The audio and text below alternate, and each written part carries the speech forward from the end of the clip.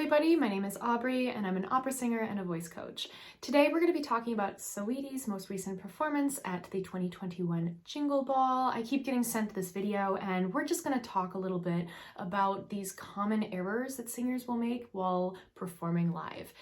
It's not really necessarily discussing her. I don't know too much about her as an artist. I've obviously heard some of her songs in passing. They're kind of like viral pieces, but I really don't know anything about her. So we're just going to talk about it from the perspective of an educational side. How do we as singers also avoid these common mistakes? Sometimes they just kind of start happening and we have to know how to mitigate them as they occur. Without further ado, let's talk a little bit about Saweetie. Get on your feet, everyone! Hey! Hey! Fun DJ. Let's go, ha! Pull up in my hood, best dress. Next thing, upgrade, who's next? Rich boy, got him on deck. Good boy, to that with fresh eyes. Put my new man on a leash. Traded in my old boy, he was just a lease out. Right around town till I leave. I gave a boy around, sent him back to the streets like la-da-dee-da-dee-da.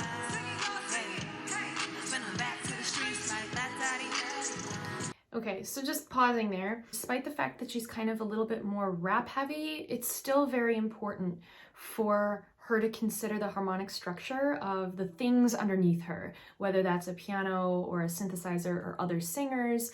Even though speech isn't often considered a pitched thing when we're thinking about it, it actually is. And so she does have to consider what her entry pitch is and maintaining it, because she's just slightly off that back track or the support track, which I think probably threw people because it sounds like there's really clearly two voices, but they're not quite harmonically friendly.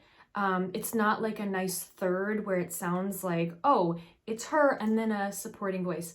It almost sounds like there's a backtrack and she's just slightly below it. The other thing that she's kind of lacking is the accuracy of the pitch on those very last, like, la-da-dee-da-dee-da. I don't know how they go exactly, but she's not following through. And on the second one, she totally fell out. It's possible that she just didn't feel comfortable to do that, or she forgot, or any number of things. Live performance can be very hectic, but if you're on performance, you want to try your best to really have everything down to muscle memory so you're not thinking about it so much anymore. That way you can spend the extra bandwidth that you save having to not think about your performance on how to present yourself to the audience or connect to the audience.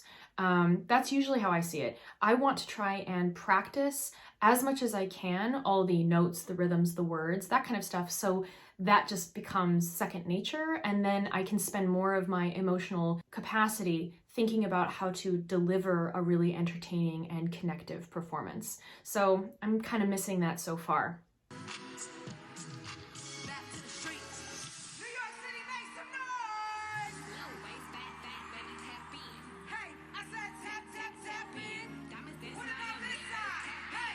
I've heard this song before.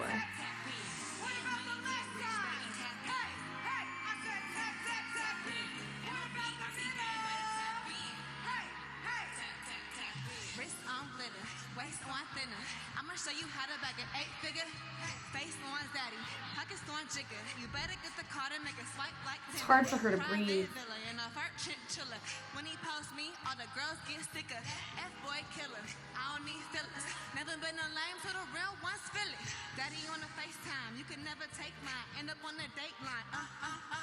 Rich with no day job, girl hit your wop wop. Always on the court side. It's very, very blasé.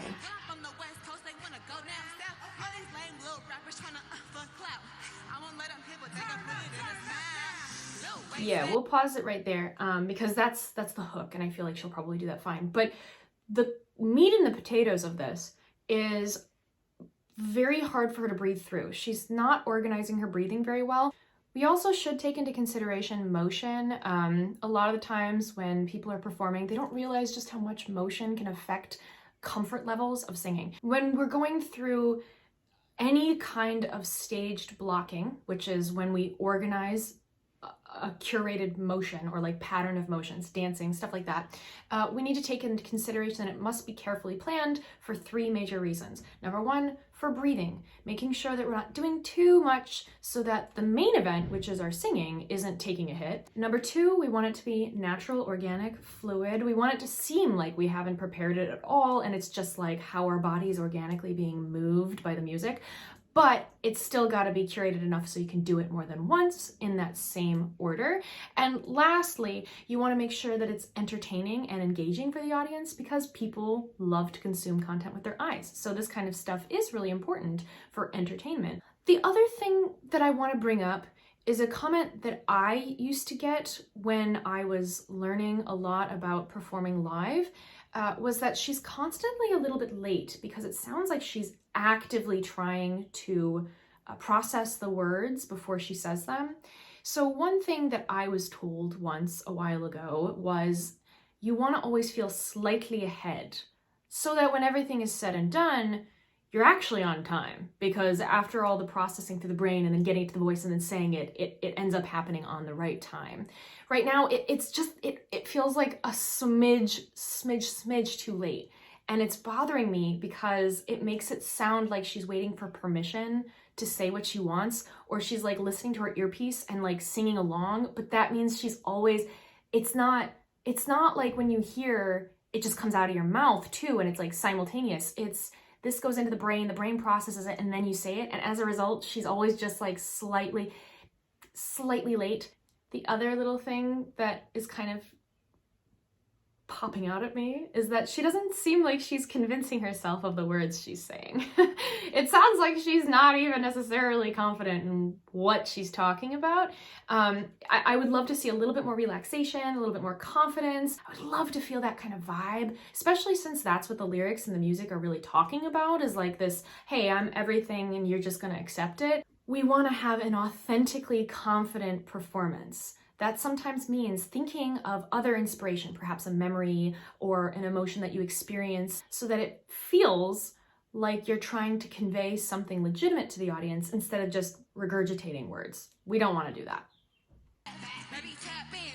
What you talking about? Tap in. Diamonds dancing on your neck, better tap in. Hey, I said tap in. Getting money, getting rich, baby, tap in. What you talking about? Tap in. She's good at the hook. It's just a little bit not on pitch. This DJ, she is awesome. I want to see her perform. What a rich man at?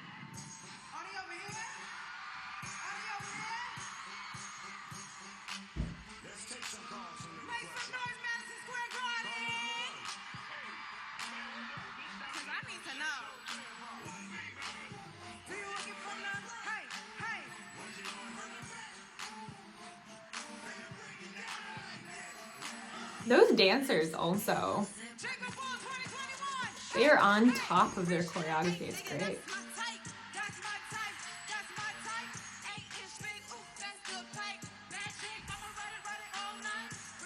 She's enjoying this one a lot more.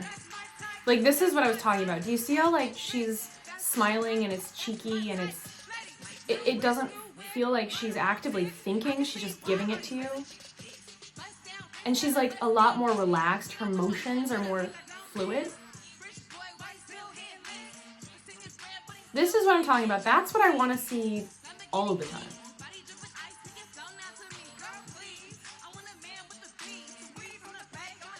Yeah, and she's like getting into it more.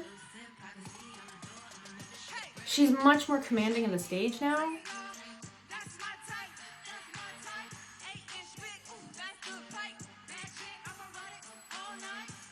It seems a little yelly. My type, but I can't be too upset because, like, you know, she's probably having fun on the stage. She seems to like this song more. Would I ask her to give a little bit less and focus more on accuracy? Yes, I would, but all things considered, you know, 3 minutes, 54 seconds into this video, I definitely think that was my favorite chunk out of it so far. It seemed the most organically comfortable for her. She seemed to genuinely enjoy performing it. And the accuracy of the words, it wasn't as delayed, and it seems like she knew what she was talking about and how she wanted people to experience it. Great, awesome. Do it again. Come out of the gates doing that, please. But that's kind of how I feel about everybody. You know, it sometimes takes a little bit of time to warm up. So we'll see if she's able to carry that energy through the rest of the performance. You never know.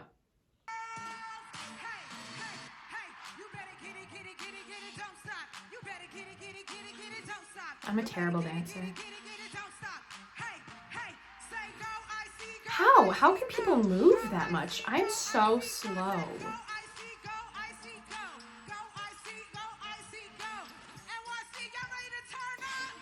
This DJ is like on fire.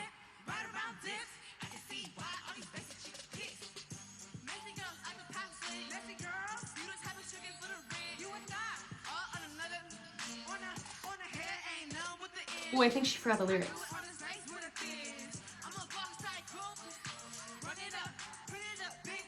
It's hard to tell if she's forgetting the lyrics or it's just like words she's not allowed to say. I don't know. I don't know the song. She is moving so much more than I would move.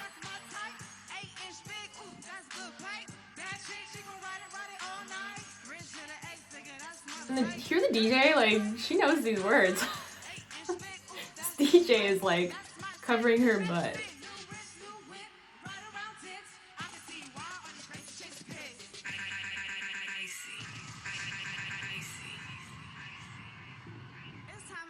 Some new music, y'all. Let's go. Y'all trying to twerk set for Icy Chain? Hey, sing the words now. Twerk that for my Icy Chain. He wanna twerk that. I see you. I see you. Who else twerk that for my Icy Chain? Hey, twerk that for my Icy Chain. That's some butt. Am I allowed to show that on YouTube? Ooh, she's running out of breath. Not to be like, I'm cool, but she moved a lot.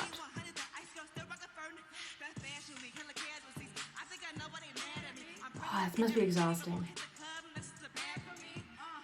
I hate running out of air. It's hard to fix that.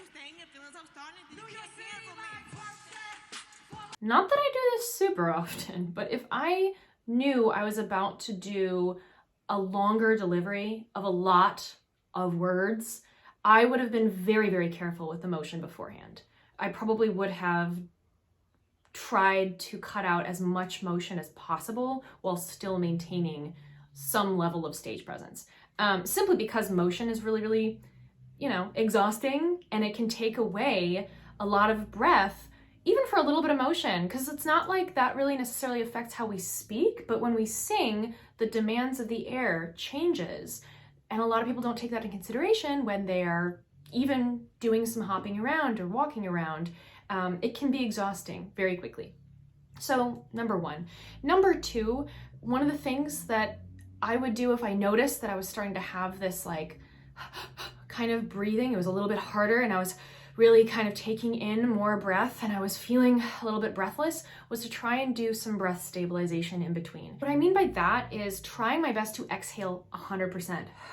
Making it all the way to complete empty, and then trying to slow my breath from that. I find that if I don't go to as close as I possibly can to completely emptying my lungs, I end up developing this like compound breath where I'm just like breathing and then I'm breathing and more of it's just stacking on top of myself and I end up getting breathless despite the fact that I'm taking in air, So try your best if you have enough time.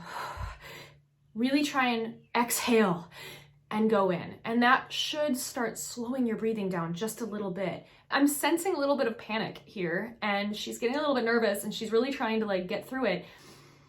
What I would try and tell her is just like, when you go through these passages, you're just gonna have to deliver it really cleanly. Rely on that beat behind you. Rely on feeling the end of every measure and the start of the next. And just make sure that you've organized how you distribute the words and when you take those breaths. Have them really prepared and you'll be okay. It just takes a little bit more prep. Just a little bit.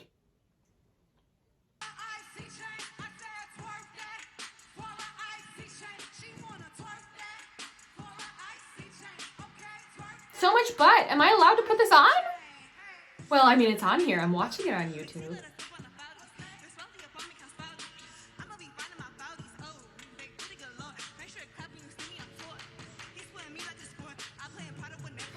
Yeah, she's like kind of truncating the words.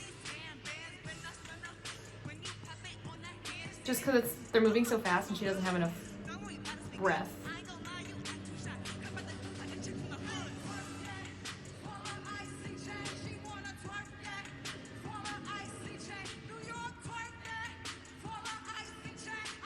I love, like, this DJ. She's so entertaining.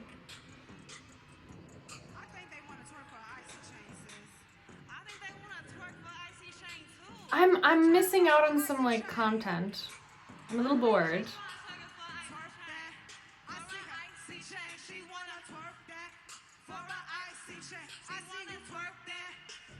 I don't mind vamping, but I would like a little bit more in the vamp, a little bit more conversational. And vamping is when people have a chunk of music that they just start, hey, here's the starting, here's the ending, and we're gonna keep on looping through that.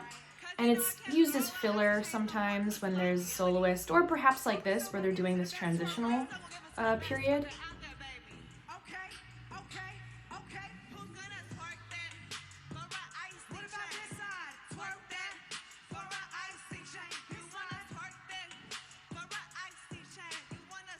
Yeah, see, this vamp is just so repetitive. Usually when I think of vamping, I think of you're repeating that track underneath, and then you're doing something different, or like it needs a little bit more flexibility above it. But this is just the same thing over and over again. And also, we're not seeing anything that she's pointing at, so I really don't know what's going on, but I guess maybe this is more fun to watch live than on YouTube. Oh, now we're seeing the audience. Nobody's twerking, though. She's asking people to twerk, right? That's like the point?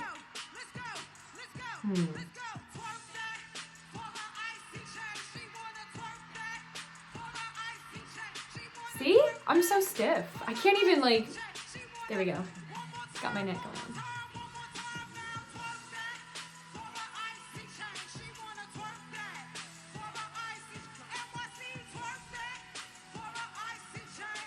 The corset looks a little bit tough to move in.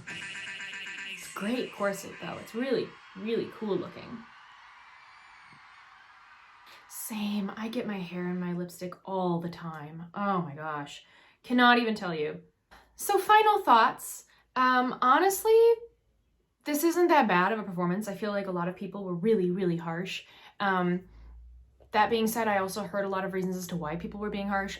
I don't know her, so I'm just going to talk about how live performance can be really, really hard. I don't usually look for perfection because it's not really that attainable. I just kind of want to see people having a good time. My biggest criticism of her in that sense is that, like, half of it seemed like she really wasn't that excited about, or she was really thinking hard and trying to make it work, and that she really didn't feel that confident in the delivery. I would love to see her have a little bit more fun. I don't love watching when people are nervous or stressed, or they're unsure, or they feel unprepared. It's never fun. So I definitely always look forward to seeing people who are like rip-roaring and ready to go, and they are excited and they're like, yeah, this is what I got. I don't care if they make mistakes, as long as they're like, yeah, this is as good as I got. I'm really pumped. I like this content. I like this show. This is going to be great. I like that. Fundamentally, could this performance have been better? Sure. Yeah. And would I expect it to be a little bit better? Probably. But the reason why I made this video isn't necessarily to discuss her as a performer, but more to talk about all these things that happen to all of us as singers. They're kind of unavoidable. I just believe it's easier to talk about these common problems than to ignore them or pretend that they don't happen, because we do tend to see great performances a lot, and a lot of them are very curated and perfected, and that's not always how performances really go. And unless you have a really great team behind you, you're often not going to ever attain it. So how do you, as a singer, avoid making some of these mistakes? How do you get comfortable on the stage? How do you mitigate as many of these potential pitfalls as possible? Yeah, that's kind of why I wanted to make this video, is to start talking a little bit about these things that we commonly see. How do we embrace these mistakes and errors and little slip-ups rather than brush them under the rug and shame each other for them when they occur. They do. I literally cannot tell you how many times I've made mistakes. It means each performance I do is unique and representative of the experiences I'm having at the time. So each time I sing, it's the final product of all the emotions I've been feeling recently, or the thoughts that are going through my head in that time, which could be inspired by any number of things that I'm going through, and it ends up being a bit of a fingerprint. So, if you have any questions, feel free to reach out, feel free to send me a DM. If you want to take lessons with me, come hang out, I'd love to spend time with you. And as always, please keep singing. Beyond this mountain top that I have